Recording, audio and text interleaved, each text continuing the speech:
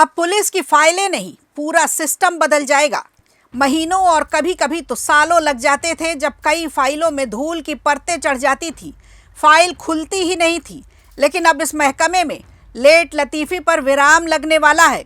सरकार ने ऐसी तरकीब निकाली है कि अब फाइलों के खोलने और बंद करने का चक्कर ही खत्म हो जाएगा।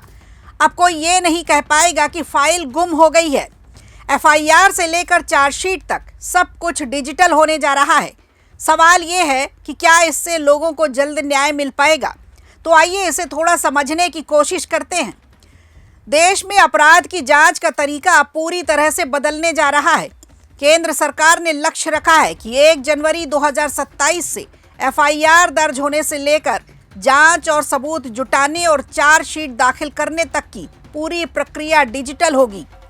केंद्रीय गृह मंत्रालय के सूत्रों के मुताबिक इसके लिए सभी राज्यों में 31 दिसंबर 2026 तक जरूरी तकनीकी व्यवस्था तैयार करने की योजना बनाई गई है।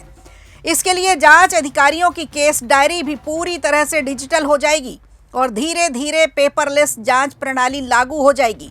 यानी अब मोटी मोटी फाइलों की जगह डिजिटल रिकॉर्ड्स होंगे, जिससे जांच पहले से ज़्यादा तेज और आसान हो जाएगी। दरअसल देश में 1 जुलाई 2024 से 3 नए आपराधिक कानून लागू किए गए थे। इनमें भारतीय न्याय संहिता यानी बीएनएस, भारतीय नागरिक सुरक्षा संहिता यानी बीएनएसएस और भारतीय साक्ष्य अधिनियम यानी बीएसए शामिल है। इन कानूनों को लागू हुए अब 2 साल पूरे हो गए हैं। इन 2 वर्षों के अनुभव के आधार पर गृह मंत्रालय ने अलग अलग राज्यों के कामकाज की समीक्षा भी की है। इस समीक्षा में हरियाणा सबसे आगे रहा। इसके बाद गोवा, असम, चंडीगढ़ और पंजाब का स्थान रहा। दिलचस्प बात यह है कि इस टॉप 5 सूची में दिल्ली शामिल नहीं है। गृह मंत्रालय के मुताबिक नए कानून लागू होने के बाद डिजिटल व्यवस्था अपनाने से अब तक करीब 25% समय की भी बचत होगी।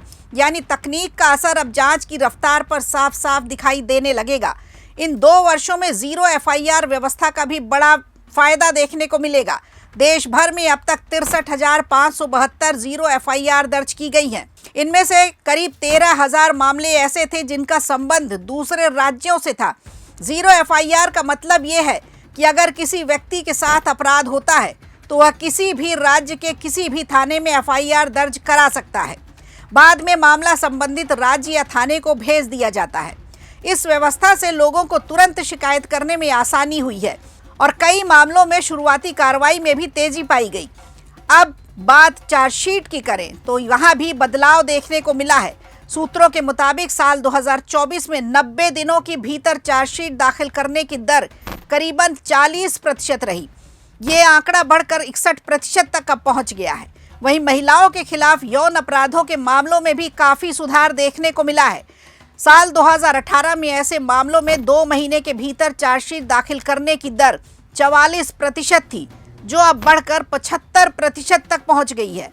गृह मंत्रालय का मानना है कि जब जांच प्रक्रिया पूरी तरह से डिजिटल हो जाएगी तो जांच ज़्यादा पारदर्शी, ज़्यादा जवाबदेही और समय पर पूरी हो सकेगी। इससे दस्तावेजों की निगरानी आसान होगी और देरी भी कम होगी और पीड़ितों को जल्द से जल्द न्याय मिल सकने की संभावना ज़्यादा बढ़ जाएगी। तो अब देखना होगा कि नई डिजिटल प्रणाली में कितना फ़ायदा होता है और जनता को कितना न्याय मिल पाता है। इस पर रहेगी हमारी नज़र और आप बने रहिएगा खबर प्रधान के साथ। वीडियो अच्छा लगा हो तो लाइक कीजिए, शेयर कीजिए और कमेंट बॉक्स में हमें ज़रूर बताइए।